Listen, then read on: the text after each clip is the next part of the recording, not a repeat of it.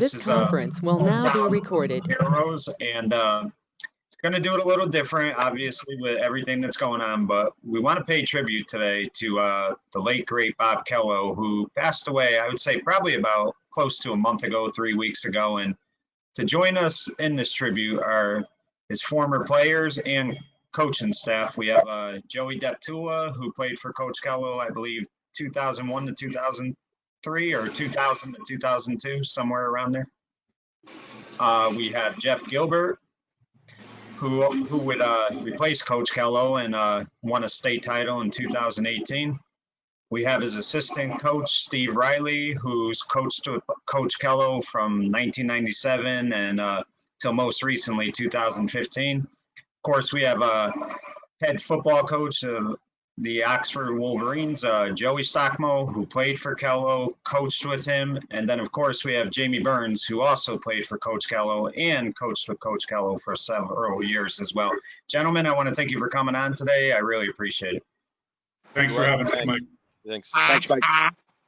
So, Joe Stockmo, I'll start with you. You were the first one who really got to know Coach Kelo out of these guys. You played for him, I believe, from 1985 to 1987. Just talk about Coach Kelo. Like, what was your first impression of him? Well, he was an intimidating man, as a 14-year-old freshman in 1984. My first interactions with him were as a football quarterback, and I was on the freshman team. And later on, he was my freshman basketball coach. He did that for 1 year, and then baseball. Baseball, he didn't start until my sophomore year in baseball, but he can be a very intimidating man to a young 14-year-old who was just starting out. I had known him through Pop Warner prior to that, but he had never coached me in Pop Warner. He was with the midgets for a while when I was in Pop Warner, and then he moved on into the high school before I got to him. Right. Now, let me ask you, just someone who played quarterback for him, just talk about what it's like playing under his type of system and being a quarterback. I mean, is he very demanding of his quarterbacks? Yeah, I would say he's demanding. He's demanding of everyone. In any sport that he coached, he was a demanding coach. But he did it because he knew that you had the talent, and he didn't want to correct. He didn't need to correct you if you did something right, but if you did something wrong, he wanted to make that correction so you can be better. So yeah, he was a demanding coach. Right. Now, Joe Deptula, you played both football and baseball for Coach Kelo, correct? No, I never played baseball, just football. Right. Just talk about, though, his system. I mean, again, very demanding, but at the same time, he ran a pretty simple offense, and, he wanted you guys to follow through on it, and it worked for many, many years. Yeah, Mike, I don't know if it was simple. There was a ton of always quarterback reads, which a lot of high school kids are not doing. Now they are more so than anything, but then there was not many reading going on. Every play you almost had to read with us, whether it be triple option or all the pass plays. And he would always add like something new that you had to learn. For example, my sophomore year, Jeff's sophomore year, he introduced a no huddle offense where I had to memorize like every signal to be able to call the play out. And that was just a new level, and we had it ready for the next year when I was a junior. So he's always adding and, making it more advanced as we went and growing as we could grow, But yeah, he was very demanding, and especially in football. I played defensive back as a freshman starter and quarterback the next 3 years and DB, and he was always all over you, but in a good way, to get you better.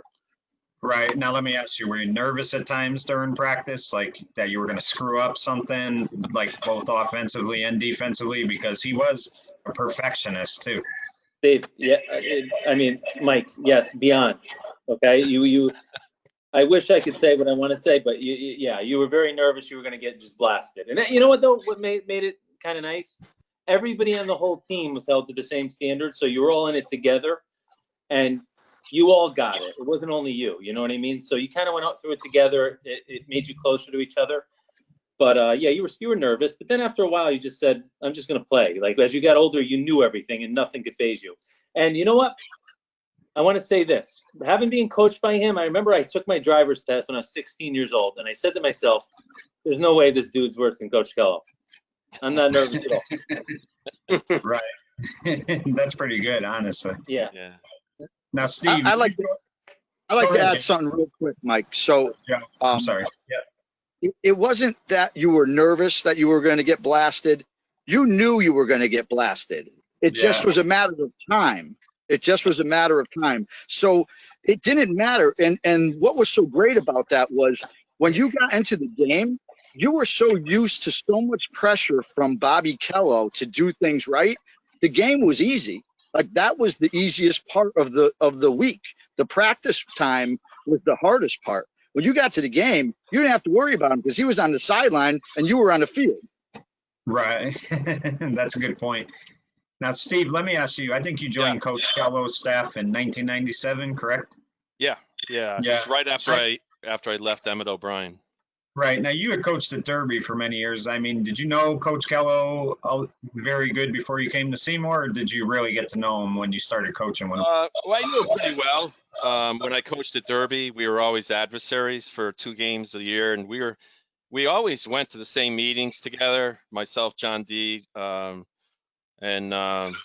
Bobby with his assistants. We always went to league meetings together. We always went to banquets together.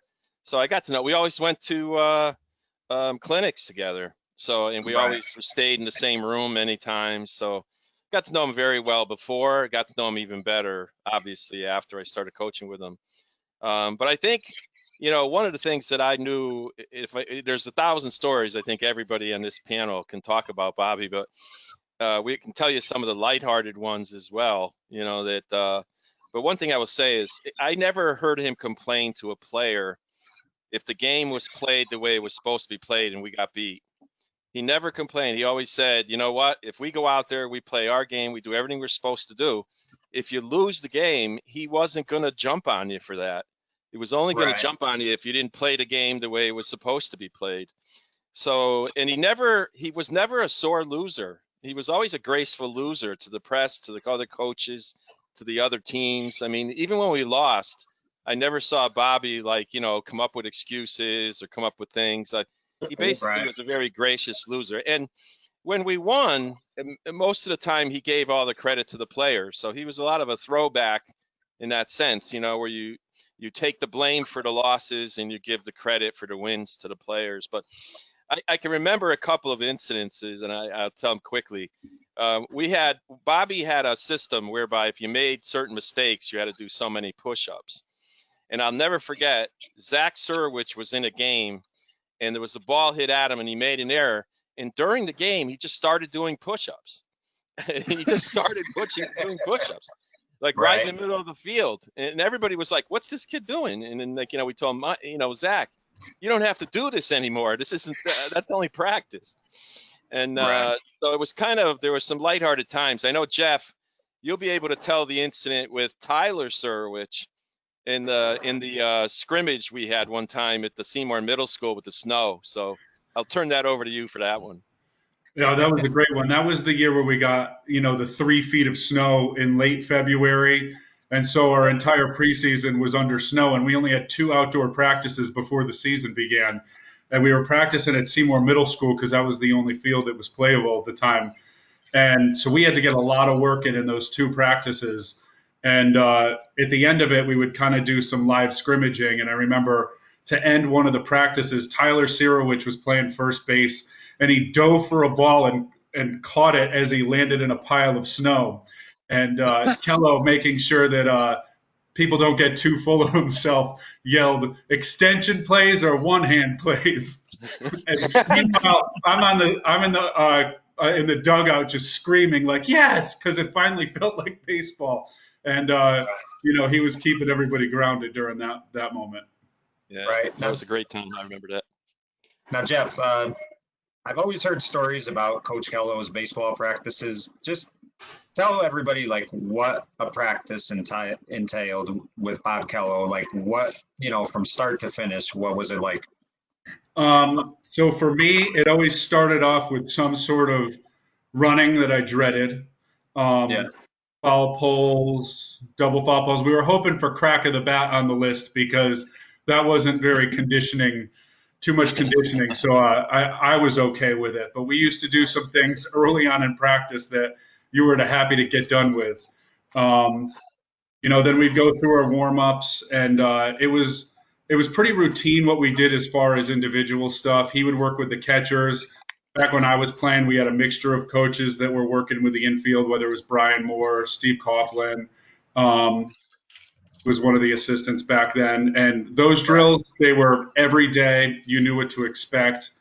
Um, when I was going in, and just to maybe branch this into, me becoming a baseball coach, I worked with the infielders, but I was mostly just a pitcher for my 4 years playing there.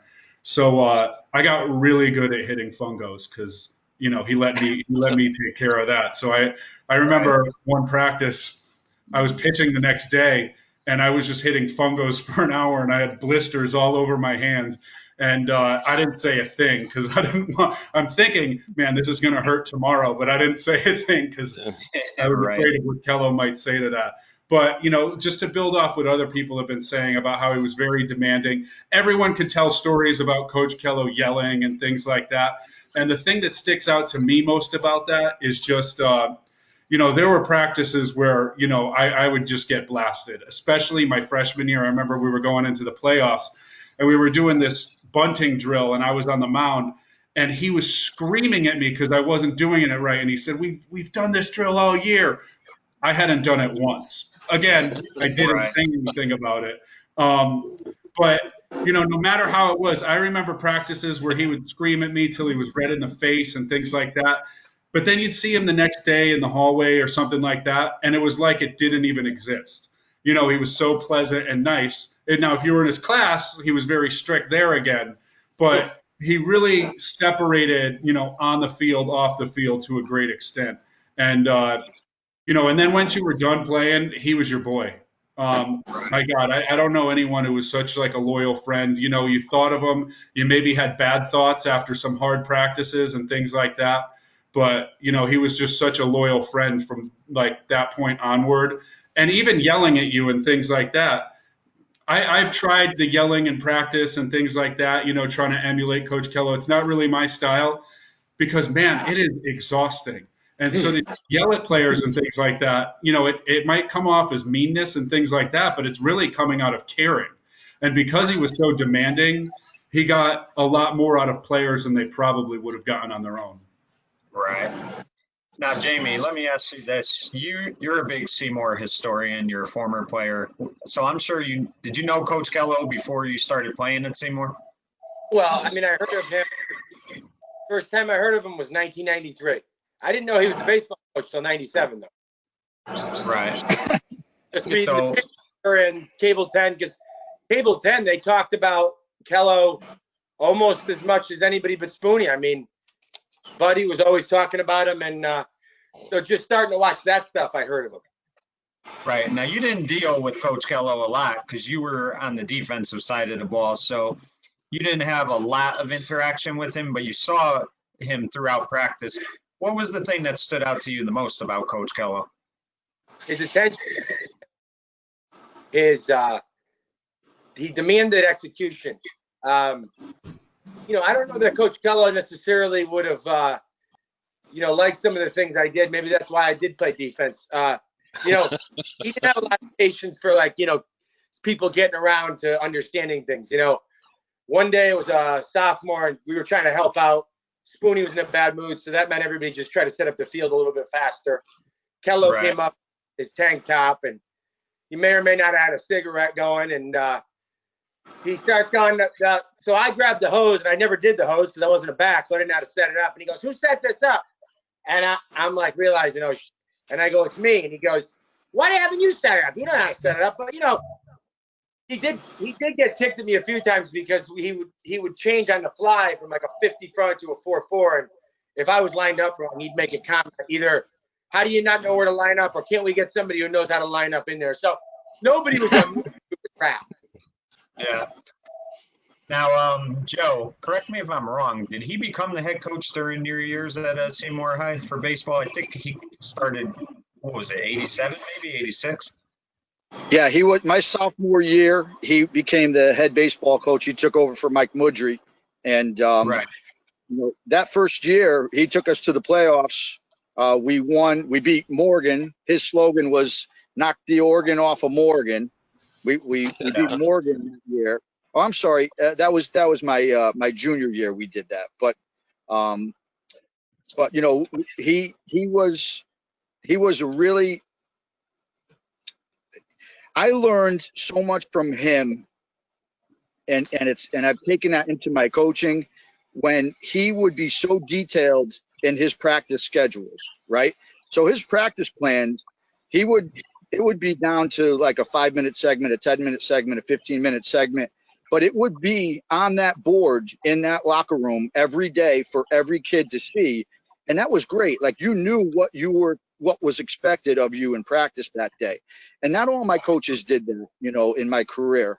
But I always thought that was great, and I appreciated that because, like Jeff said, we were looking for crack at a bat drill because that was an easy drill, but we didn't Yeah. want to see we didn't want to see five conditioning, right? The five things of conditioning. So, but he was so detailed in all of his planning, and he was one of the first guys that I knew of that sent people out to go scout other teams, while his team was playing. And I ended up becoming a scout. I coached with him for 8 seasons, and then when I was done coaching baseball with him, I ended up being a scout with him and myself and Vince Delavolpe, and we would go and scout the games for him. Maybe once he wouldn't allow me to scout though until they had made the playoffs. So whether it was 8 games to get you in or 10 games to get you in, I could not go scout another team until they won that many games that season. Right. I just Now, want to comment on that. Like, yeah, very detailed schedules. The one thing is practices were always 30 to 45 minutes longer than it may have said on the schedule. A lot of things took a little extra time. But as far as the scouting, because that is such a big thing that I inherited from him. And I started helping him out, while I was his assistant coach. Towards the end of it is kind of bringing some technology into the scouting. I brought in like the game changer and stuff for him, which helps us look at opponents and things like that. But I took a lot of the things that Bob used for scouting, and I think that we do more scouting than any other team, just as far as knowing what they're going to do, what their tendencies are, and preparing for it. I kind of took it a step further after some convincing from mostly Coach Burns and Coach Deptula. I think I'm probably the first NVL coach that has employed the shift on a player. Don't quote me on that necessarily, but I've done it. I've done it on 3 or 4 guys now at this point. It's got to be a very strong tendency for me to do it. But, when I inherited the program from Bob, he left all these scouting sheets behind so that every at bat that a player has against us, I know exactly what they did. Anytime Coach Stocks or Vince Delavolpe or Riles or anybody went out and scouted, he had those in there, all organized in different folders, which I continue to do to this day, so that it just helps us feel more prepared and things like that. And it helps me feel a lot. It's often like stressful and time consuming to do, but I just feel like I rest easier knowing that I'm giving my players that chance. And clearly he felt the same way too, because he's the one that started doing it. right. Well, Now, Steve, speaking of scouting, Mike, one thing I do know is that Kel's loved to read the scouting reports. I mean, I'll never forget the time that he read this report. I don't know who the heck it was, and Joe probably remembers. Somebody wrote down pitcher's fastball, not fast. It was Lax fast. lax fast. Yeah, lax fast. And That was Tommy Hilla. Okay, because we would hear those stories for years. You would hear about the scouting stories of what was written on the reports. So he really enjoyed reading them and making fun of like some of the stuff that was written in them. So it was like And you had to do it right, because if you didn't do it right, like he would be on your case about not doing it right. Like, why did you do it this way versus that way? Right. Joe, I can remember the one time, because Joe was also, a really good baseball player. He's known for football mostly, but I was coaching Derby against Seymour, and Joe was on the mound, and he got taken out in the game. I don't know if it was his junior or senior year. And the moment he got taken out, Coach John DeFrancisco and I were looking at each other. We go, wow, we have a chance to win now, because they took Stocks off the mound. And Joe got so angry that he was taken off the mound that he like threw his glove up into the tree in center field, right, or something, right? That's how competitive he was. He did not want to come out of that game, but Bobby never really visited the mound much. If he went to the mound, you were coming out. I mean, you knew if he was going to visit the mound, it was very rare that he would come out and talk strategy. He was just going to take the ball from you, and so you didn't want him to come out. You were trying to stay on that mound. Or he meant it. Yeah. Right. Yeah. Yeah. Now, So. Yeah, go ahead, Steve. Well, Yeah. I was going to say that, one of the things I enjoyed was all the rides back from games. Whenever we played on the road, Kels and I would drive back and somebody else would take the bus, and we'd get to talk about the games, talk about, how we could get better. And that's really all we talked about. It was like, how could we improve our team? What are we doing wrong? What are we doing right? How can we get a player to play better? But, Jeff is right about a lot, but he's right about this one thing more so. Once you left our program, if you were a Seymour baseball alumni, in his mind, you were a special kid. Right. You were like a special part of in his mind, an elite group of kids, and he told you that. And you were like his best friend the moment you graduated. He could have been ranking on you for years, but it didn't matter. Like once you got out of high school, he was going to love you to death. And I could still, I don't know about you guys, but I could still listen to that laugh all day long, because whenever he laughed, you had to laugh with him. I mean, there was no other alternative. Absolutely. And just to build on that is I remember when I first started coaching, he was talking to a player that had since graduated, because I was out of college at this point. And there was a kid that he was maybe a freshman or a sophomore when I was in the program. I can't even remember his name. I wouldn't use it if I knew it. And he was just a terrible player and like never really saw the field, but he stuck with it for 4 years. Probably got at bats here and there his senior year. And I remember asking Kelo about him. I'm like, did he ever end up actually playing? He said no, but you know what? He stuck with the program, and I think that got him through high school. So that's all that I care about. And he continued to have that close relationship. So it didn't even matter what type of player you were. He really just did respect, you going through and putting in that work. And then he also appreciated the academic side of it as well. Right. Now, Joe D, you played in the secondary for Coach Kelo, so you kind of dealt with him offensively and defensively. And I believe your sophomore year, you started at safety, correct? Yeah, freshman, sophomore, all the way through. Right. So just as demanding as he is offensively, and he runs the show on offense, how was he as a defensive back coach? Same type of thing, like, made sure that you guys were doing what you were supposed to do, wasn't going to settle for anything less? Yeah, we were all over plays that the team ran. You were reading the uncovered lineman for run pass keys. You'd be where you had to be, and he made you do it fast too. So like if it was a run play, we were up there in the boxes like a linebacker. He really taught me how to play back there, and then I ended up being able to coach it very well. But he was all over us in the second one with that stuff, and make sure we were as fast as possible to whatever the play was. And there's actually a play Jamie actually posted on Facebook. I was a freshman, and all week I got screamed at by him all week for not covering this backside post. They faked the run to the right, really cross, and threw it to the left to the tight end. I didn't cover it all week. And then in the game, it was like a third down. I came and like hit the kid pretty hard in the back and broke up the path. But he was telling me all week all kinds of stuff, and because I wouldn't cover it one time.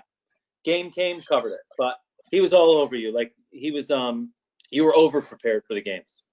Right. Now you both were quarterbacks for Coach Kelo. I mean, how would he talk to you more so on the field, or if he saw you in school, would he like go over something with you at all, or did he just keep it on the field for the most part?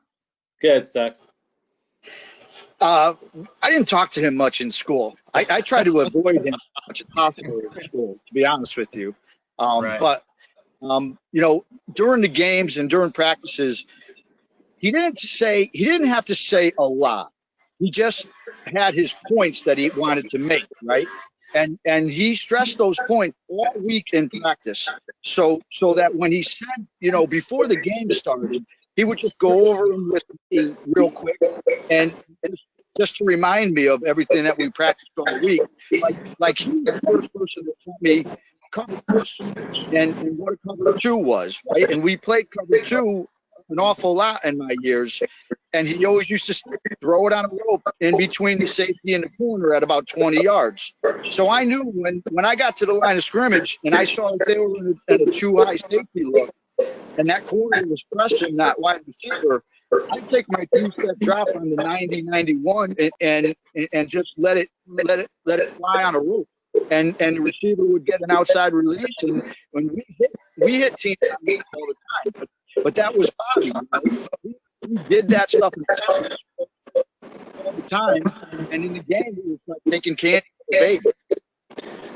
All right.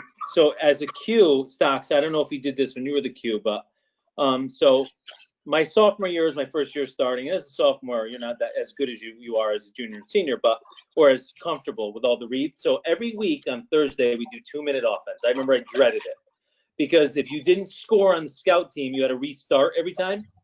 Right. If they picked it off, didn't score, or whatever, you had to keep or get a first down, you'd have to restart. And I remember dreading that because the scout team guys, when I was playing, we had like 80 guys in the team too. So the scout teamers were good. Like it was like playing a real team. And like EJ Leary was in the secondary. I think Rob Cassini, like all good players were back there. And you'd have to beat them. So it was like really getting you ready for the game. But you'd have to restart every time. I dreaded that all week. And that was on the Thursday practice before the game. So, but now looking back, I would go back and do that in a heartbeat. Love it. Right. Now, Jamie, you decided to, it's kind of surprising because you didn't play baseball in high school and everybody knows you're a big football guy, but you kind of came on Coach Kelo's staff. What was it, 2013, somewhere around there? So for baseball, Joe and I joined the staff actually his last year. He had an opening for freshmen, and Joe and I took that job on. And one thing that he said was, and it was kind of he said it jokingly, but he talked about how we would come in and we were new to baseball. Sometimes I pretend that I wasn't, but and we would be high on a player one day, and then he'd make an error or go 0 for 3 or 0 for 4. And Kells kind of turned and looked at us in the dugout during the game, and he said, "Guys, I've been doing this a while." He goes, "Can't be on the roller coaster." He goes, "You got to stay at one level the whole time." He goes, "So you burn out." And as simple as that sounds, it's kind of the way he was. He went to the state championship, I believe, 7 times.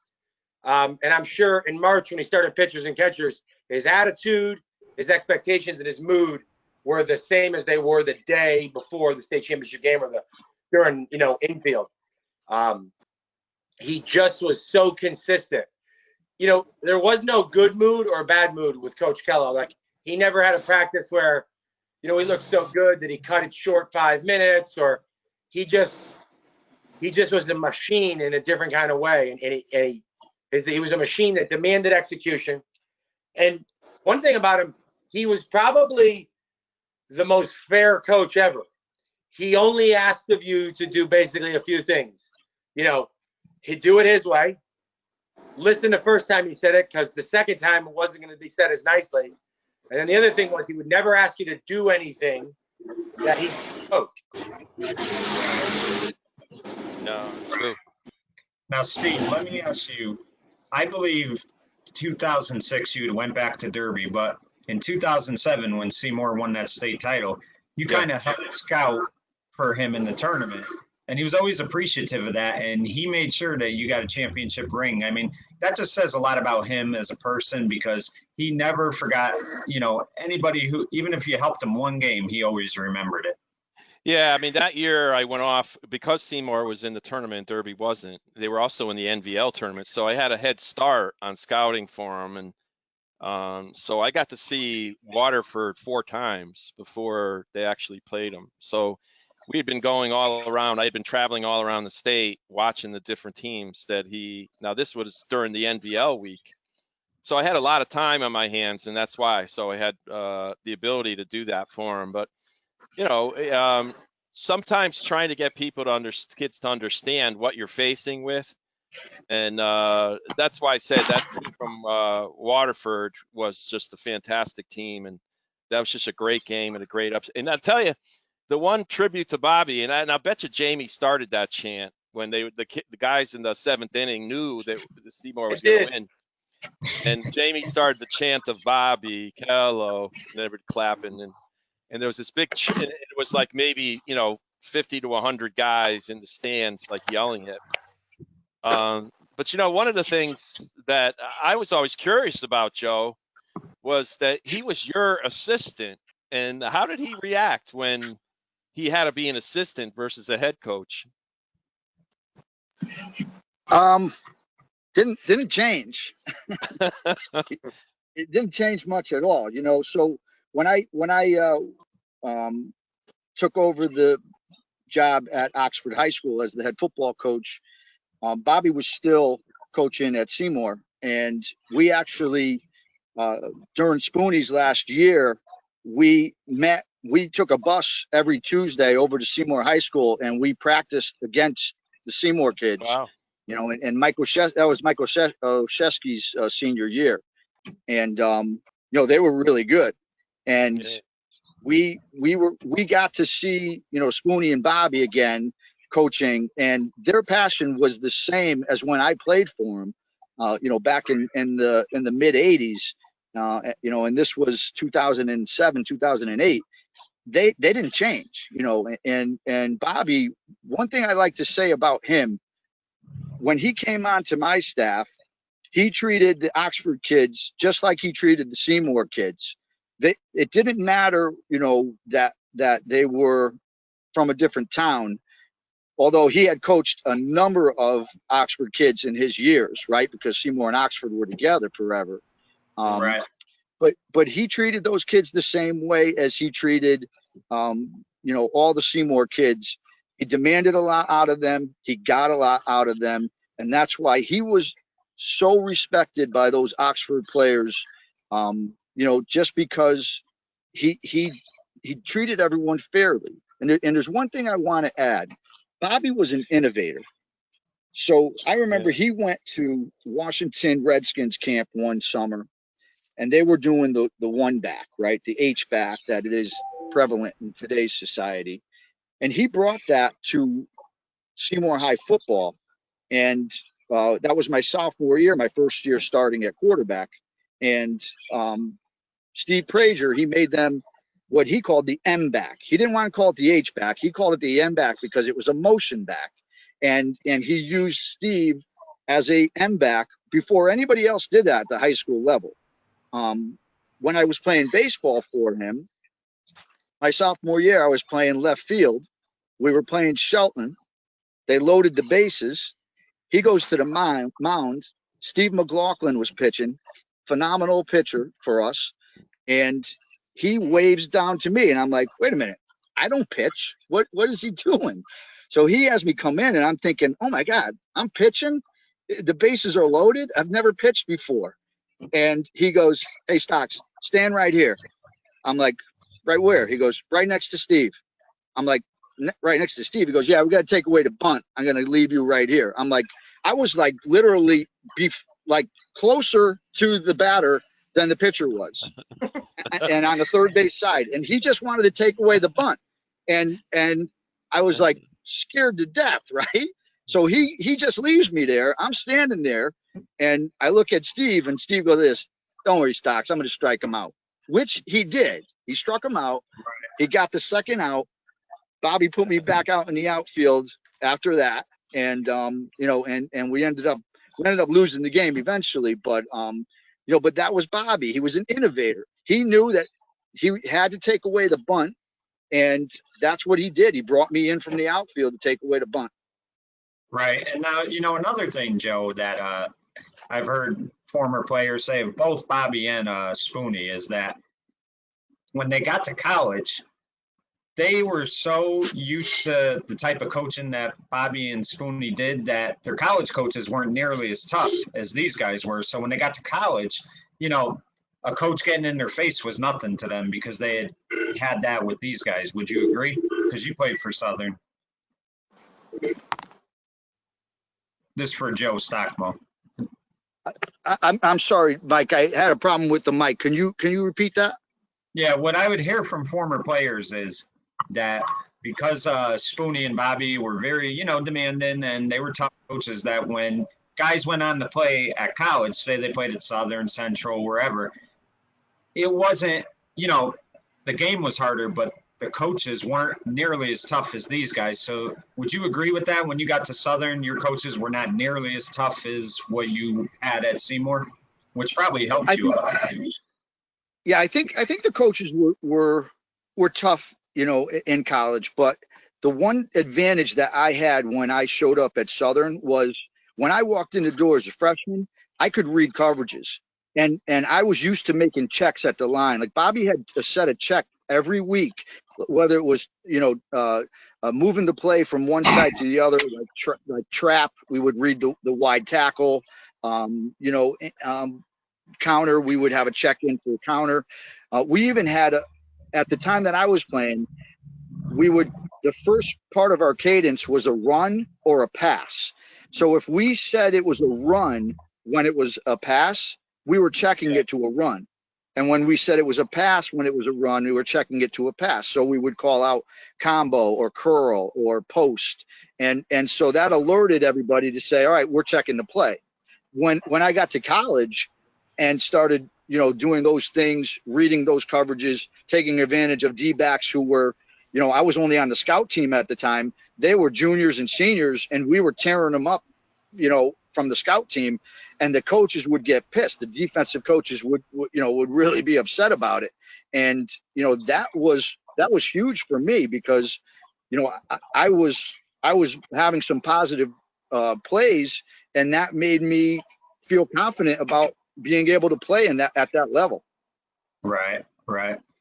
Now, Joe, you, along with Jamie and Jeff, you were on a great Seymour team in 2002. I've often said that's the greatest Seymour team ever to win a championship because just a great team. But you guys put up a ton of points that year. I think you scored a bunch on Naugatuck. Just talk about that team and talk about how he always made sure that he got everybody involved in that offense. Well, that year too, we had a ton of, my class had a ton of seniors, so we were pretty veteran. And Jeff and I were 3-year starters on offense together, so the nucleus of it was always there. But so by then we were in all no huddle signals. I'd call out a play. We had a color scheme for a run, and a color scheme for a pass, a play number code, and I would always signal a pass pattern like curl, post, something like that. So I would have to decipher it from him. He'd give me it hand signaled in, then I'd have to translate it to words and colors and other signals. But and we try to run plays fast, and get a leg up on people. But yeah, he did a good job. We ended up going to, because we had 2 tailbacks and then a fullback that could play. So he went into a kind of like a flex bone look, and was able to get Matt Tursky, Chris Heber, Kevin Taggart the ball. And I had Matt Picaris, the receiver, who was very good, and we would throw to him constantly. So he really distributed it out, Right. And Ansonia that year didn't give up many points, but that Thursday night, although you guys lost that game, you guys really gave them a scare. I mean, the offense was really moving the ball on their defense that night. And I mean, it's just a credit to the type of offense he ran. He always had teams guessing. Would you agree? Yeah, he always had an answer for something that we would do, whether they were playing man, cover 3. He always had some kind of answer. I remember we put him 5 wide and we're like motion in the back end. So he always tried to do stuff to take advantage of things in big games. And as Stock said, he was very innovative, so we were doing stuff that I didn't see. But as a player on defense and playing against multiple teams, I didn't see other teams doing the stuff we were doing. They were like way more basic than us, as far as what I thought that we were doing compared to them. That quarterback screen he put in with you, Joe, I thought was like, I don't think I've ever seen anyone run that. No, that was like that's a good point, Jeff. So we ran a quarterback screen against Ansonia, and I think that's his best play design ever. So I would drop back, wait for the guy to come almost be ready to sack me, and I would have to wheel around and make a miss, and then you were the screen in the go. It was awesome play. He ended up running it. I think we used stocks. I ended up putting it as a coach, and then Dan Dunay took it to the Shelton guys, and they like are obsessed with the play. So it's it's awesome play. Right. Now, Jeff, what year did you start coaching with Coach Kelo, would you say? 2009. 2009. So, I mean, you coached with him a good 7 years before you became the head coach. Just right off the bat, what do you think you learned? What was the thing you learned the most from him that you take with you every day when you coach? I mean, I think I got it from him playing too, but just, attention to detail and things. And these are just kind of actually talking about his strengths as compared to my weakness. And I was thinking about, Joe was mentioning some of our practices sophomore year in the 2-minute drill. You wouldn't be able to move to the next thing until you got the first thing right. We had one practice during football where we ran the same play 27 times in a row. Me as a coach, I would to get too bored with that. Right. He kept going through and finding something to fix and something to fix and something to fix. And, like at that point, after 27 times, you better have it pretty good. So, like he would do the tediousness and the things like that. And I just think that, sometimes like I don't feel like doing certain drills, but I've created everyday drills and things like that. And I use a lot of the drills that Coach Kelo taught me. As I've said, like his scouts and things that he does, like there's players filling out charts on the bench during games so that we could use them to our advantage the next time we play. And I got those from him. So, there's so much that I got from him that I wouldn't even know where to begin. But like those are things that I envy about him too, because he did things that as a coach are hard. Being on top of players and focusing on the little things the entire time. It's sometimes you don't want to do that as a coach, and he never made it an excuse. He could sit there and focus on it, even if it prevented him from moving forward to getting, to get more another play in football, or to just work on a team drill that's maybe more up tempo and engaging or something like that. He made sure you did the little stuff right. And he never wavered in that, and he would never let you get past it until you mastered it. Well, one of the things, Mike, on that is that I thought what Bobby did for Jeff was incredible, because getting some feedback, I guess, somewhere. I don't know where. Something's bouncing back. Hey, mute your mic if you're not talking. Yeah, I don't know. One of the things that I noticed, just for being with both Jeff and Bobby, that his last year, was that Bobby really let Jeff take the reins his last year. In other words, he made the transition extremely smooth for Jeff. I mean, Jeff was basically, almost running the team for the most part, with a mentor over the top of him. So I thought that was big for Jeff's development, because now Jeff had already his first official year was really like his second year, where he had the reins of the team. So when Bobby finally decided that he was going to retire, he did think about what he was going to leave and how he was going to leave it, and then how he was going to help Jeff along to become the coach that Jeff has become. So, you got to give a credit to a guy who walks away from what he loves to do for that many years and just gracefully does it. He didn't have to get pushed out like a lot of coaches, unfortunately, today. But he just did it gracefully when he decided that enough was it. But he wanted to make sure that the next guy in would keep the program the way it was run. And that's why he was pushing for Jeff to be the head coach, and he wanted to keep it because he knew that Jeff was one of those elite players that he had from his past. And that was the great part about it. I mean, if you look at 2018, look at the guys that beside myself that were on that staff between Jamie and Joey and Jeff. I mean, these are all guys that either played for him, coached with him, or did everything. So his impact even carried over after he left. And we used to enjoy the times when he showed up from Florida and came up and watched a few of our games in the tournament and so on. So it was kind of nice to see. But everybody, one of the things that sticks out in my mind also is that Bobby was a stickler for the little things, but the little things add up, and you talk about him pushing players. I mean, he pressed me. I mean, he would at times tell me, I mean, there were times when I would say, okay, it's 3 balls, 2 strikes, bases loaded. What do you want, coach? And he would say, I want him out. That's all I want. I want him out. And he goes, you know what you're doing.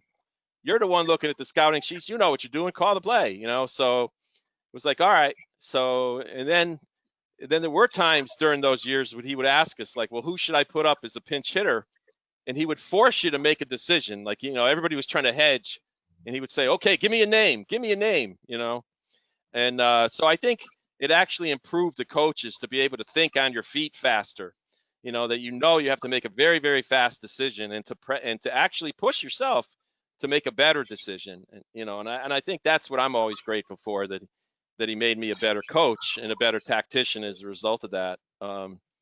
But Jamie, the one thing I will remember always is your imitations. Not that I'm going to ask you to do one now, but you're into the clubhouse type of imitations. When he might have been on his way to the coach's room and hadn't gotten there yet, but it's like that's the ultimate compliment, is when people are actually imitating you. Right. One thing I just brought it up. 2 years ago, or over 2 years ago now, when we went to the championship and we're so fortunate to win it. Well, no, not that particular night. We had our way with Wolcott, but to get there was so hard. The dude did it 7 times. I mean, yeah, I know. Jeff obviously being the head coach and making decisions and Riles, but I mean, I'd never been a part of any of those. And we're playing Coggins in the second round, and then that game is a heart stopper. I mean, you talk about Game 5 of the 2004 ALCS. I'm sure Nietzsche remembers that as a Yankee fan. I mean, 2-2. Every pitch in that game in the second round, we could lose, and instead we win, and we go all the way and win the championship. Kells did that. Now, 92, he's loaded. That probably was his best team ever, and he plays talent, and I think a former player on that team told me, this is what the game came down to. Talon had 6 hits on 5 bleeders, and he said, and Seymour had 4 hits and was hitting laser beams. They were making plays the whole day. And then you get to 97 and 99. 99, they go against the kid Carlson. Even though they have Jay Perez, Carlson, he only pitched in the big leagues for 12 years. His curveball was from an alien spaceship. Kells could accept that. And to compare, he went to the state baseball game, state championship 7 times. He did it. So he goes 92. He goes 97. He goes 99. He goes 03. He goes back 07 and wins it. And then, in 11, he goes with, I think, a team that maybe they finished the year. But bottom line is they go play Montville, who beats them 1-0. He could get there with a loaded team, and he could get there with a team that, had 11 wins, because he either made you or he broke you.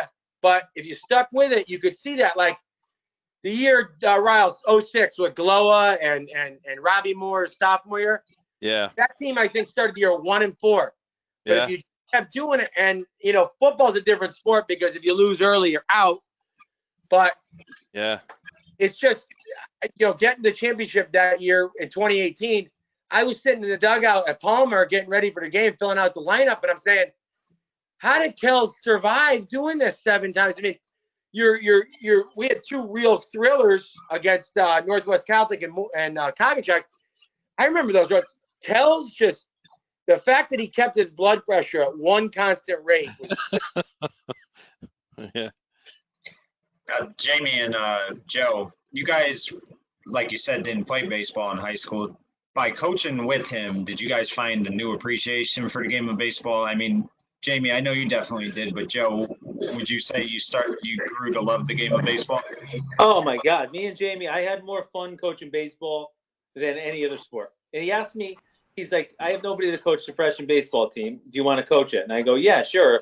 And I asked Jamie to coach it with me, and we split the stipend. The group of kids we had was great, and for freshmen, and then we coached like Jeff was the JV coach. But I love coaching the games. I had so much fun doing it. Yeah. And on that, one of the things he told Joe and I in preparation was, it's pretty simple. You know, I'm saying, Kels, I don't really know how to grip a curveball. He goes, it's easy. Know what you coach and coach what you know. So if I didn't know it or Joe didn't know it, you just wouldn't hear it come out of our mouth. Sounds, that's the brilliance of him. When you say he's brilliant, he makes things seem so simple because he really did. A quick story. Kels was not big on film. He was almost too smart for it. He'd watch a couple of clips and said they're either in a 4 or a 5 front. What's so big deal? So in 07, we were getting ready for the huge game against Ansonia in week 9. He promised Joe he'd give us an hour of film. So he was headed up to his favorite spot down there in Ansonia.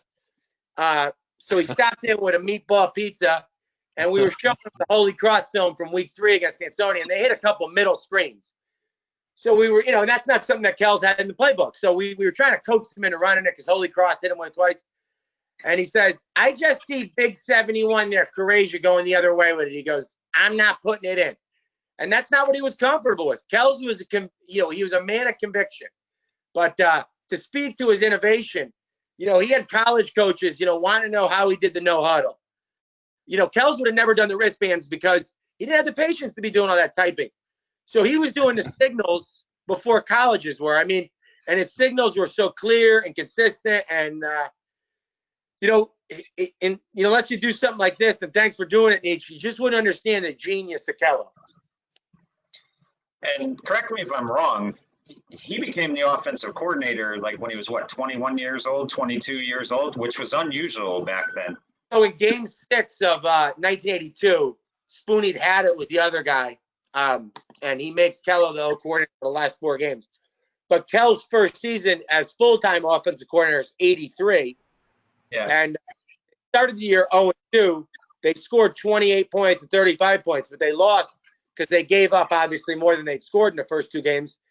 And but that year I think they put up about 28 or 29 a game. He had Paul Bonsick. He had Bob Leroux. The first year he's 23 and he wins first year as the full-time OC and he won the Housatonic. I mean, but I don't think his age and stuff like that. Kels was just kept it so simple. Nietzsche it was about execution. The opponent didn't matter. The circumstances of the game didn't matter. He just wanted you to execute. And I'll tell you something else. It brings me up to another story. He never, even though he might have had a problem with the umpire strike zone or the official's call, and he knew it was wrong, he'd never let you use that as an excuse. I remember Darrell White, the quarterback from Naugatuck in 2001. He was 3.5 or 4 yards over the line when he threw a touchdown pass. It didn't keep him from yelling at the safety for coming up on the run when he shouldn't have, even though Kels knew what had happened. But he never bailed you out with that. Right. Now, Stocks, let me ask you this. Steve kind of alluded to it earlier. Coach Kelo would be your assistant coach at Oxford. What was his role then? Did he take a lesser role than he did at Seymour? Because, he kind of had left when Spoonie left. So was his role a lot different with you? Well, that's a good story. So the when he finished, when he stopped coaching at Seymour, I tried to get him on the staff that following year, and he was like, Stocks, I'm not going to do it. I want to take a year off, right? So I was like, all right, well, just come around for the games, go up top and tell me what you're seeing. And he did. He committed to that. So he would come to our games for the first year, and then the second year he came to the games and came to maybe one practice on a Friday or on a Thursday, just to see kind of what we're doing. And then I finally got him. It took me 3 years, but I got him to come on staff full time. And he stayed with me for 2 years. The first year we were he was with me. We went 8-2, but he had a contingency. I had my offense. I was the offensive coordinator, so I called everything, right? When he came on, he would have to be the OC, and we would have to change our entire offense to the offense that we ran at Seymour. So I reluctantly allowed him to do that with a little bit of input from me, right? So we would collaborate and during the week, and we would game plan during the week. And he allowed me to put in a trick play every week. So I had the opportunity to call the trick play whenever I wanted it. And but that was it. Bobby ran everything else, and he did that for 2 years. And and we had great success when he came on board. And our offenses were just as potent as they were when he was at Seymour. Right. That's a great story. I didn't even realize, that he still called the offense. That's great. Yeah. So, Jeff, Steve talked about it a little bit, how Bobby gradually, moved you in to take his place. For a guy who coached that many years, he coached, I think, 28, 29 years as the baseball coach. For him to pick you to be the guy to replace him, that had to make you feel like, unbelievable that this guy is choosing you. He's a legend in Seymour, and he's choosing you to, replace him and take Seymour on to that, next step. It was definitely a huge honor. I think that the reason that I was able to inherit that was because I was an employee in the school and working with him. Because I'm sure like he trusted all of those guys that he had, that if it were someone else like earlier in his, in the 2000s, Brian Moore was coaching with him and working in the school. I'm sure he would have been happy to hand it off to him, and he would have done a great job as well. I just think that he wanted to kind of keep that tradition that he built as a coach alive, and that culture that he built, because he put so much hard work into that. And, I'm happy to carry the torch with it. I constantly think about, Coach Kelo when I'm making my practice plans, which are very similar to the ones that he had, and just kind of making sure that I'm doing right by him, because I know what kind of work he put into all of that. Right. Now, Steve, let me ask you, you've coached with two legends. You coached with John D. Francisco for, a good 10 years, and you coached with Coach Kelo for over 10 years. Both different styles, but both great coaches. But what did you learn from Coach Kelo that you didn't really know a lot when you left Derby, something that he introduced to you, that you as a coach were able to take with? Well, one of the things was practice preparation. One of the things that one of the things Bobby had all of his practices worked out. He already knew what he wanted to do. Sometimes I would give him input. Sometimes he would listen. Sometimes he didn't. But eventually, it would come down to more of a collaborative thing with practice. But I think with Bobby, it was preparation, to be prepared for what you were going to face. That's one thing I learned.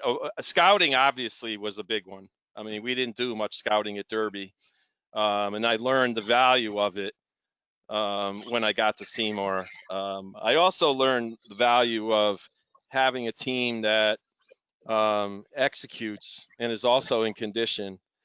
Our teams usually were the strongest, except for a few exceptional years. We were usually the biggest, the strongest, and the fastest in the league. I mean, that was then, that you can't always, once the school system dropped in enrollment, it was a little harder to keep that up. But our teams were always in prime condition for every game. You couldn't see a kid that would turn around and say, this kid's out of shape or something, like it didn't happen. Right. But I think also personal responsibility. He made the kids accountable for what they did. But he also, like I said before, if you did everything you were supposed to do, I think it was said already today, you didn't have any problem with Bob Kelo. It's only the kids who did something selfish or did something that was against the team, team orientated, or you just didn't listen, like you were just, fooling around or ignoring what we were doing. But if you didn't do that, if you did everything he asked you to do, it was never an issue. When I think back at the times when we had kids that might have gotten in trouble here or there, well, he disciplined them, and it was like having, it developed you into men, and that's hard to find these days. I mean, because you're not allowed to do that anymore. It's like to a great degree, but he developed men. I mean, you can't say that kids who got out of our program were going to be unruly kids who had no discipline, no self-discipline, and so on. And that's why most of them succeeded. John was a great innovator as well.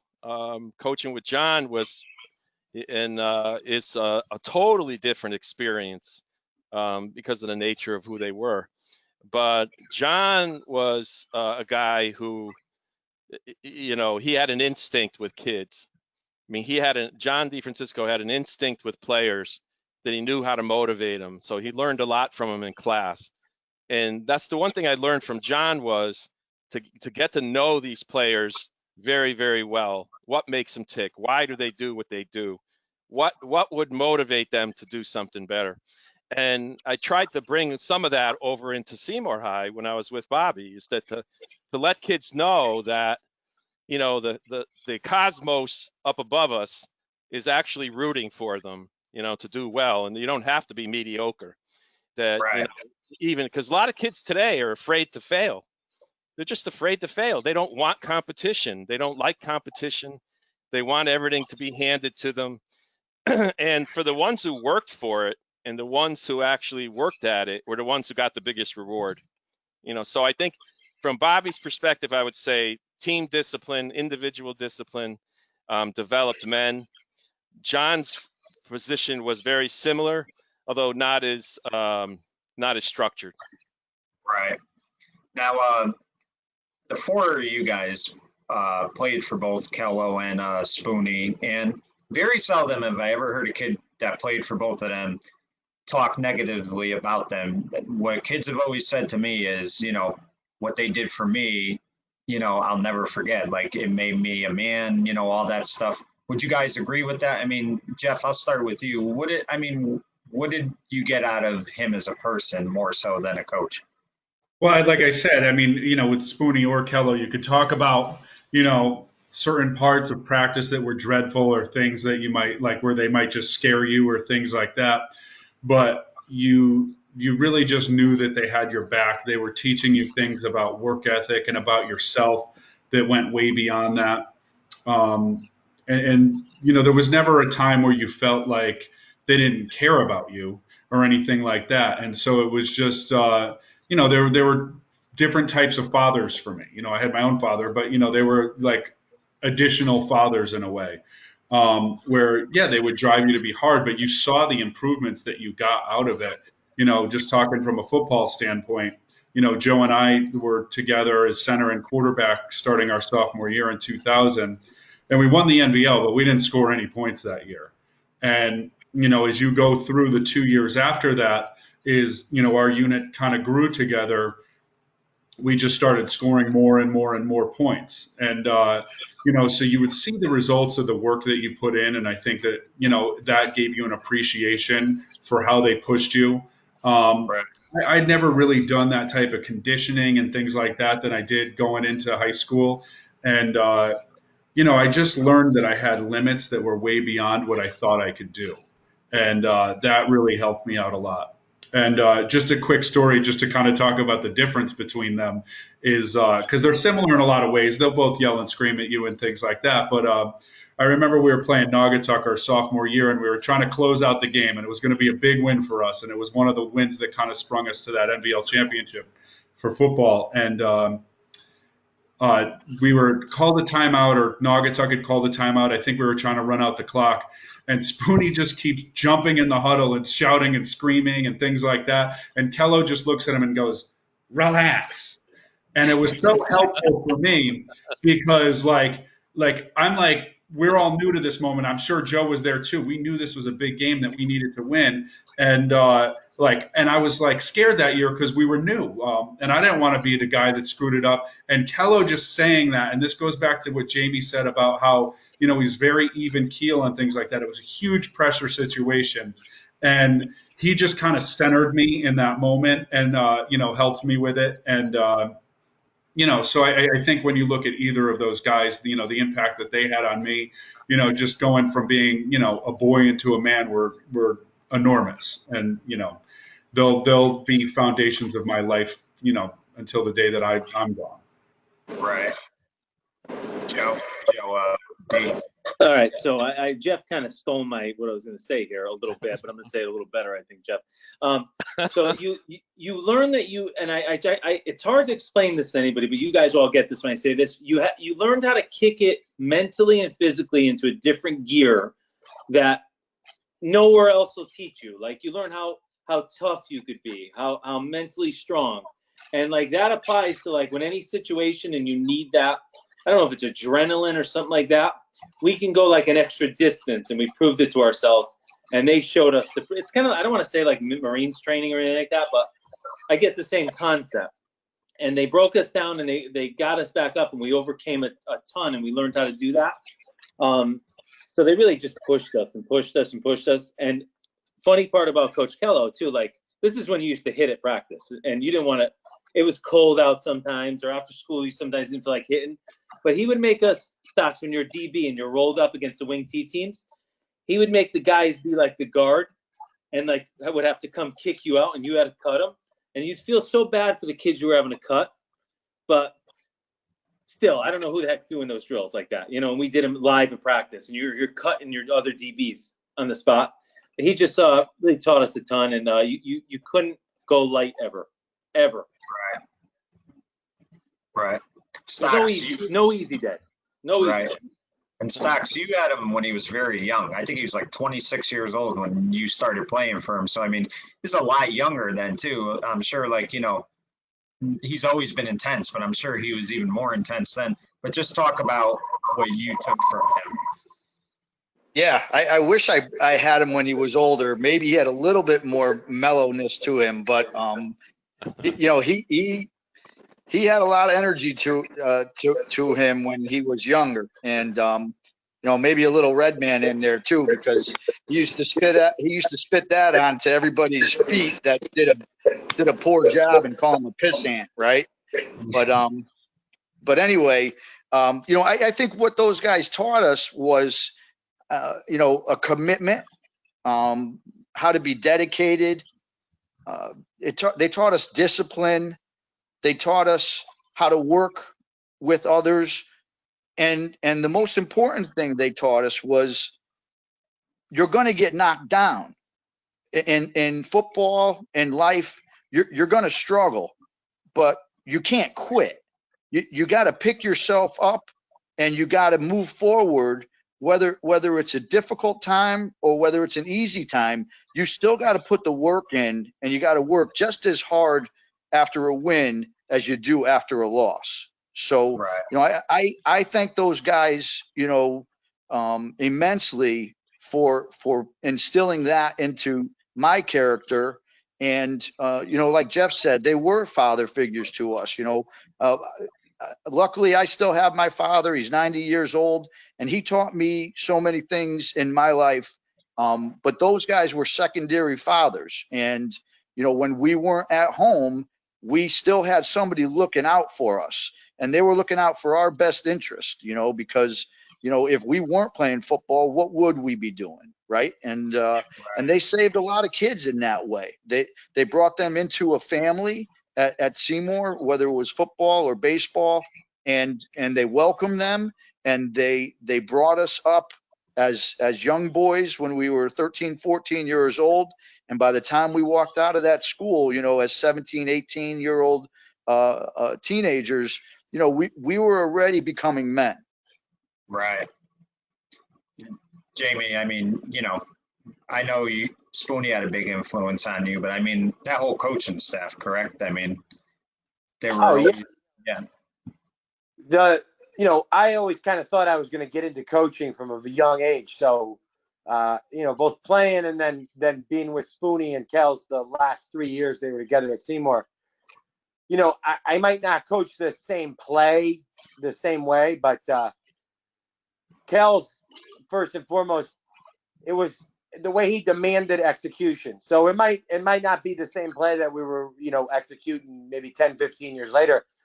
But if he wanted that guard tight, his interpretation of a guard being into the line of scrimmage and yours, there was no midway. You did it his way. And that's kind of something I learned, that you don't accept, Kells had a saying, and he had many sayings, and some of them aren't that appropriate, but one was, if you accept it, expect it. And, there was no guy who kind of did it his own way, and Kells would say, we're just going to let him do that. He would just demand you do it his way. And I said this on my Facebook page, and I'll say it again. Mike Arroyo said it once. He was a great athlete, played football and baseball for Kelo. With Kelo, there's 3 ways to do it. There's your way, the right way, and Kelo's way. And the only one that's going to get you on the field is Kelo's way.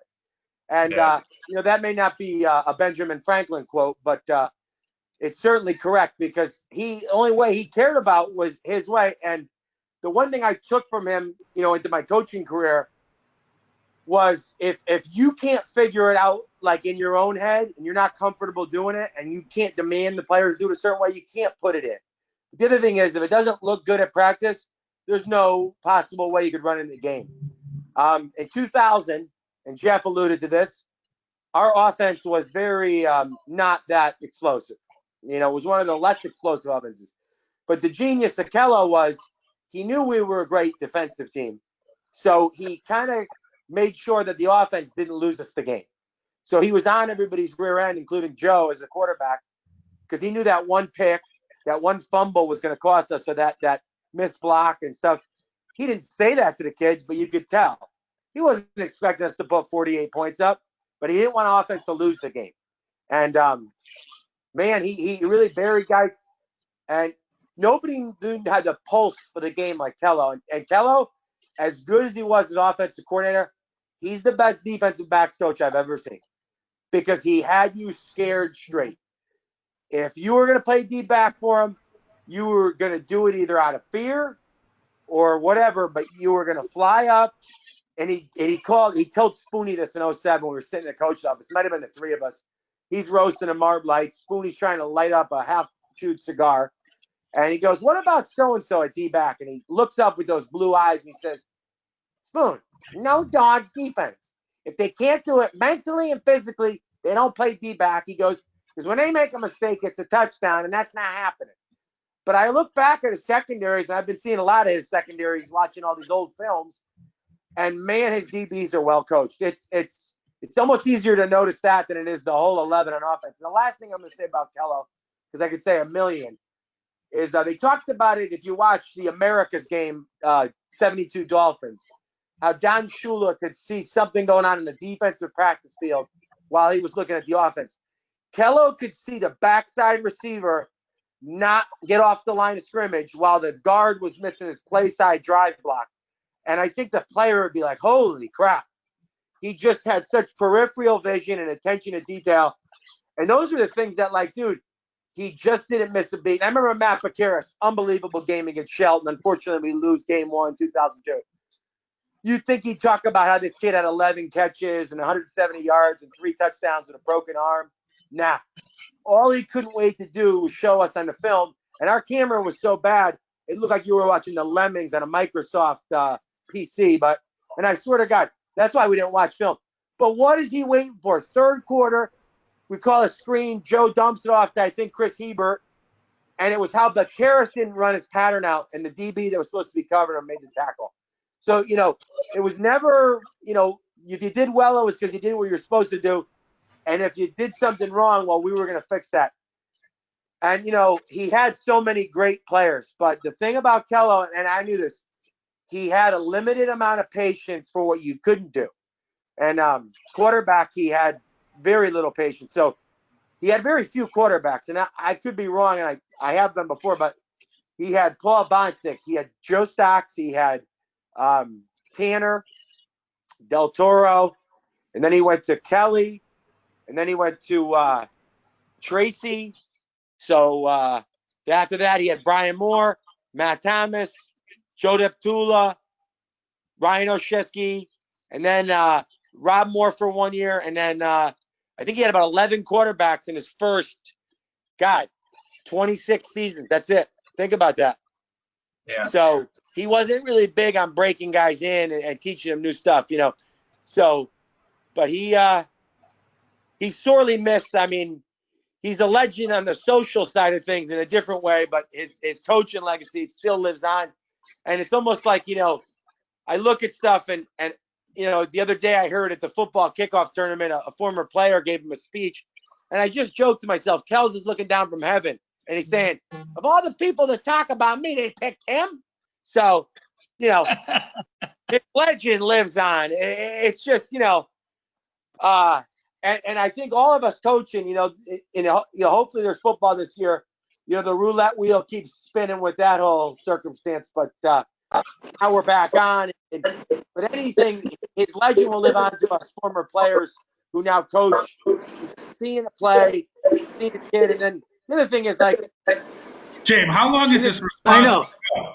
I know. What I wanted to add really quick, because what's impressive is that with all these stories about Kelo, yelling and being tough with players, he had to tell Jamie to turn it down when Jamie started coaching at Seymour.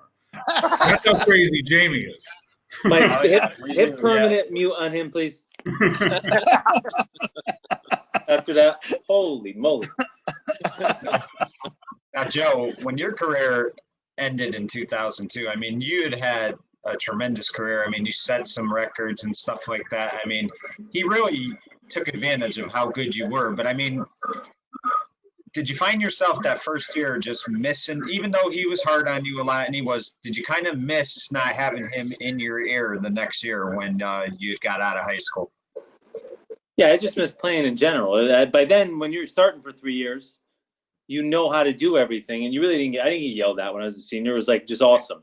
So of course I missed it. It was just, I still miss it. Not only now, I would go back, I would pay any amount of money to go back for 1 week, I always say. Right. Yeah, I miss it like crazy, in that time of my life, of course. Right. Now, Stocks, I mean, like I said, you were a tremendous player. And again, he was very young when he had you. But, I mean, you had a phenomenal career when all was said and done in both football and baseball with Kelo. I mean, what do you think you learned the most about both games from him? Bobby taught me so many things. In football, we did the same drills. Like back then, you didn't have like a computer to print things off. So he had a carbon copy of something that he gave his quarterbacks, and it had a list of 10 like ball drills, almost like the Maravich drills, only with a football. He gave that to me before my first summer, and I did all those drills. I would get up to the high school and do those drills, and he would come out there and he would show me how to do them, and then he would leave, and it would be up to me to do them. And so, that just came with like mechanics. He was huge on mechanics. I use all the drills that he taught me with all of my quarterbacks today. When you don't get your elbow up, I take the kids behind the goalpost and we throw over the upright, just to get extension of the elbow. When I started baseball, I didn't know how to throw a curveball. I didn't know that you had to get a wrinkle in your wrist when you threw the ball, and get your palm away. His mechanics were just things that I never were instructed upon until I got to him. And he made me a better ball player because of those mechanics. If I didn't have those mechanics, I wouldn't have been as successful as I was. Right. Steve, probably like maybe 3 or 4 days after he had passed away, I remember driving in Seymour, and you couldn't help but think about him. And as I'm driving, and I didn't know him personally, but, you knew him, what he did as a coach. I just felt like there was a part of that town that was missing. I mean, it just, you always looked at him as like a larger than life person. At least I did, because of the two sports and what he did. I mean, how big of a loss to that town is it, because I mean, I would say him and Spoonie, sports wise, are maybe two of the most famous, coaches in that town. Well, I mean, you're absolutely right. There's definitely a void as a result of that. I mean, I think the guys that knew him, the guys that played for him especially, and the guys that coached with him are going to feel that void for a long time. He had a way of making you at times laugh about stuff because his laugh was infectious. Even though he had, I mean, even though he had, he had, everybody talks about the discipline and everything else, but his laugh was infectious. And it was kind of, he was the kind of guy, I guess, as you get older, we all learn to accept people for who they are more so than what you want them to be. And once you accepted Bobby for who he was and what he was, you could see the humanity in him, how he was so loyal to his friends that, like, if you called them up in the middle of nowhere and said, I need help, he would help you. He wasn't a rich man in the sense of money. I mean, he was a school teacher, I mean, and so in that real sense, he taught a lot of kids. I'm sure there's kids that on the academic side are grateful for the fact that he pushed them. We all have teachers in high school that we always remember as the person who affected us the most, and maybe guided us, maybe saw that one little thing in us that nobody else saw and just encouraged us to do it. Bobby was never going to ask you to play baseball. He wasn't that kind of guy. He wasn't going to walk around the schools and say, you should play, you should play, you should play. He only wanted to deal with the kids who really wanted to play. But by watching those kids, other kids may come around and say, you know what? It may be difficult, but there's something to be said about people that go through the system and graduate from it. I remember there was that old ad in an English newspaper one time about the French Foreign Legion, and there was an ad that said, long hours, grueling times, unbelievable conditions, and so on. And it got more people to sign up than it ever did before to the French Foreign Legion because they just explained how tough it was. It's sort of like the Navy SEALs, like you go through it and you have a sense of accomplishment. I think to a certain degree, there was that bit of militaristic thought process, what I mean? Like that you're going to be self-disciplined. You're going to make your bed. That recent video that I saw of a Navy guy talking about how you got to make your bed right, and then to do those little things. And that's what's going to make a man. That you're not going to be a quitter. You're not going to give up. You're not going to, not do what you're supposed to do. And it's tough. I mean, I remember listening to his Hall of Fame speech when he was nominated, when he was inducted into the Hall of Fame at the same day that Joe was inducted into the Hall of Fame.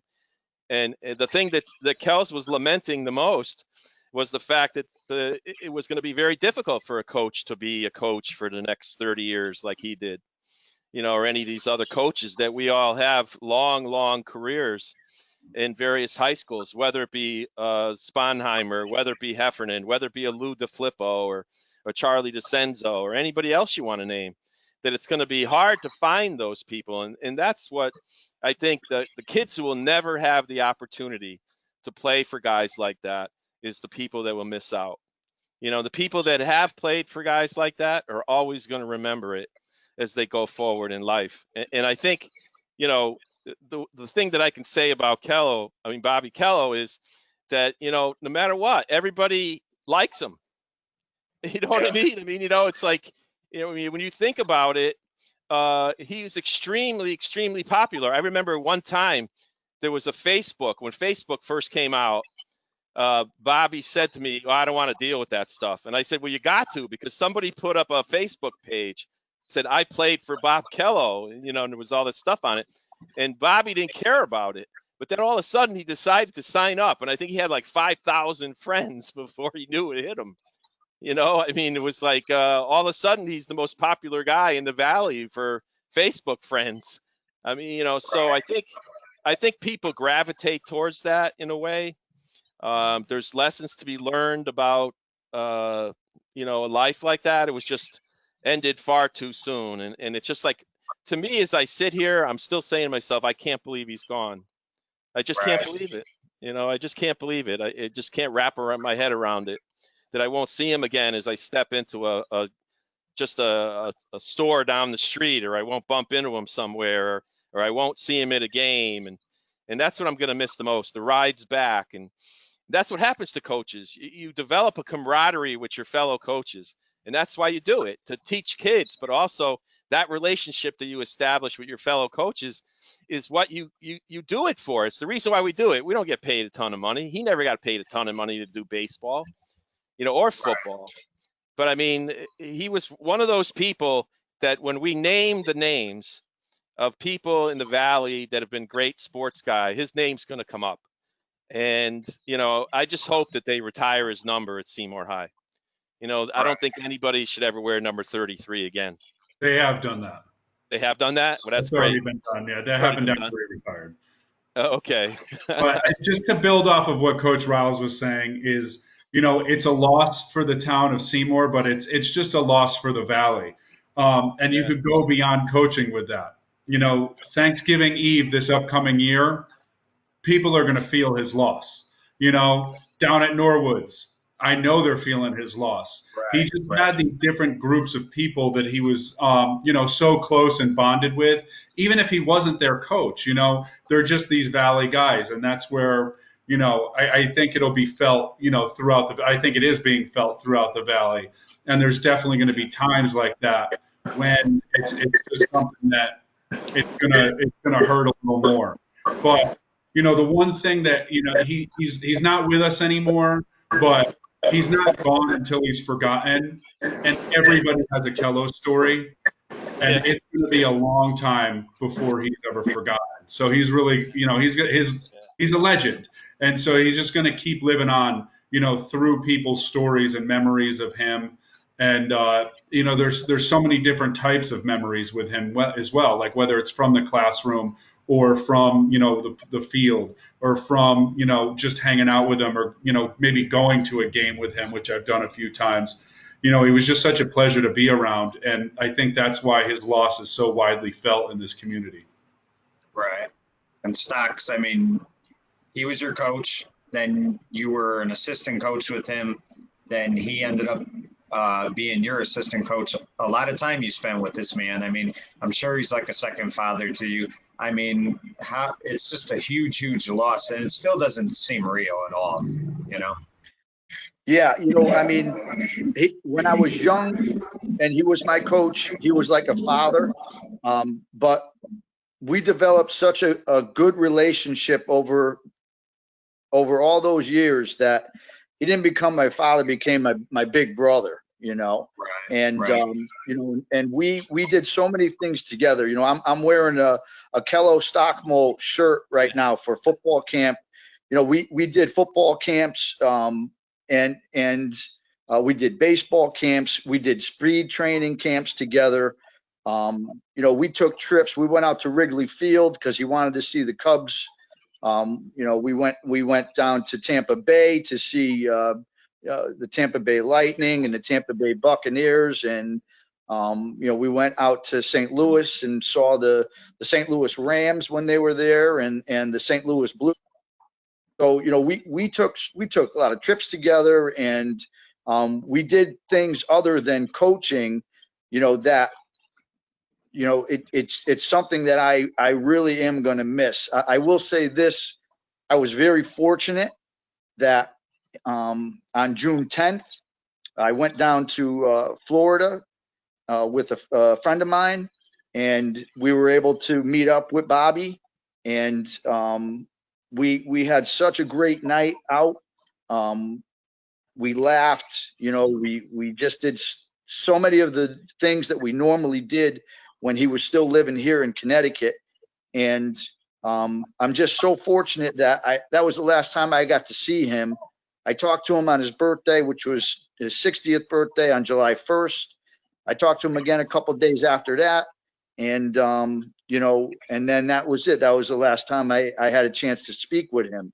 But Bobby did more than just make friends here in Seymour and in the Valley and in the state of Connecticut and outside of the state. When he got down to Fort Myers, Florida, he made friends down there just as quickly. And there's a restaurant down there that he would frequent, and they honored Bobby Kelo by doing 4 or 5 different things.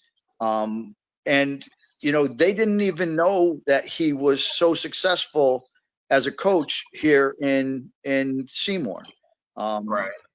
But that's the impact he had on people. You know, everywhere he went, he made friends, and he had an impact on people's lives. And you know, he had only, I think he retired in 2015, so he probably spent 5 years there. So for a restaurant, people to do that for him in a 5-year period just says a lot about what he was as a person. And you know, the times I would see him socially, I mean, he was the nicest guy. Like Burns would tell me the stories about him in practice, and it's hard to believe because outside he is the nicest guy you'll meet, you know? Yeah, you're right. I think Jamie left for practice already. No, he's there. I see him. There he is. There he is. Yeah, I can see him. You know, the thing with Kells is he's an icon. You know, he was what, 3 decades football, 3 decades baseball. He's just you know, unfortunately, I posted a picture of him holding the state championship trophy when I found of his passing on my Facebook page. And there were just so many people that, you know, liked it. And it's just, you know, it's funny because when you, like Stocks was saying, when you're a young 14, 15-year-old football player, he's like, the first time you come across him, he's like, you know, Louis Anderson on steroids. He's really intimidating, and he's just chewing everybody out. And, you know, but then, you know, once you're like, you know, you get to a certain age, like 20, 19, 21, he's just like the most likable guy. But, you know, for each situation, Kelo had a way to adapt. And, you know, how he just, in a classroom, he was the strictest teacher in the school. On the field, he was the most demanding coach. And if you saw him at a local establishment, he was the first guy to say hello. And, dude, he remembered everybody's name. He's going to be missed. But like Jeff said, he's still living on quite strongly. Right. Joe, any final thoughts about, you know, I know he meant a lot to you in your career and, you know, the stuff that he did for you, and then you got to coach with him towards the end of his career for baseball. Any thoughts? No, I was just really upset when I heard the news, and I'll miss him, as we all will, you know, but I guess I'll see him up there, you know, when it's done. We're all done. But I'm upset about it. We all are. I miss the guy. I used to hang out with him after, you know. He's awesome. Miss him forever. Right. You know, before we go, guys, I mean, and any one of you could answer this, you know, feel free to participate. What do you think will be his biggest legacy? I mean, he was a great coach, but what is his biggest legacy, not only to the town of Seymour, but to the Valley as well as high school sports? I think just as a friend. You know, all these people that, you know, really know him, anyone that's here in this group, like the thing that stands out to me is just the friendship that he showed me. You know, I, you know, was talking to him throughout this spring when we didn't know what was going to happen with spring sports and stuff like that. And just talking to him about, you know, like how the team was looking. But like anytime he came back up here, you know, it was like he wasn't even gone. And, you know, just the dichotomy of him coming out about, you know, being this very strict, tough coach, it would, the exact opposite was so true. And that's, you know, the majority of my time. I only played with him for 4 years, but I knew him a lot longer than that. And he was just always such a good guy and would do anything for you. And that's really what I'm going to remember him for. Right. Well, you know, I think guys, the impact. yeah, go I ahead. think the impact he had on so many people's lives. So he changed so many people's lives. And, you know, once COVID-19, I talked to his sister. Once COVID-19 is over, they are going to have some arrangements and some services for Bobby. And I think you'll see by the number of people who come out to his services, how many people he impacted in his 60 years on this earth. Yeah, Right. well said. Yeah. Well, you know, guys, under the circumstances, it was a lot of fun. You know, it is a celebration of not just his career, but his life. I mean, he was a great coach. We all know that. But talking to all of you, you know, you find out what a great person he is too. And I really do appreciate you coming on. And I think, you know, if there's anything to describe him or anything, you know, I would say is I would just say thank you to him. I would thank him for high school sports. I would thank him for the town of Seymour, the Valley, and I would thank him for the person he is. Because to me, talking to you guys and everybody else, he was a pretty terrific guy. Yep. For sure. Yeah. Yep, Well, agreed. Well, guys, thank you again. We appreciate it. And best of luck, you know, with your upcoming seasons. And I hope everything works out. And thank you again, guys. Thanks, Thanks Mike. a lot. Thank you. Thank you, guys. Yep. Take care.